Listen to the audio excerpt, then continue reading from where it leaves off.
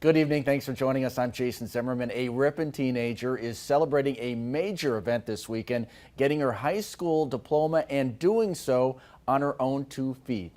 Ella Wyski has been in a wheelchair and fighting cerebral palsy her entire life, but now she's showing signs of winning the battle thanks to new technology. We first alerted you to this story last year.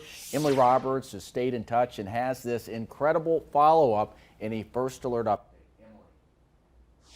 Jason, stepping up to grab her diploma wouldn't be possible without this. It's called a Trexo, and at first glance it looks like a wheelchair. But when you get a little closer, you can see Ella's legs strapped in, ready to walk.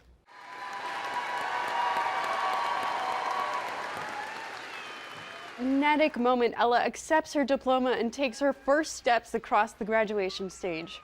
Her mom says the beauty of the Trexo is Ella can start walking, and when she gets too tired, the robotic legs take over. It took months of practice to reach this milestone, but the Wyski family says it is well worth it. I was overwhelmed with joy. When her muscles get too tight, the robots just keep going. And that feels so good for her to just be able to keep walking and not get frustrated and have to stop. And it's been awesome. The impact of the Trexo device goes beyond graduation day.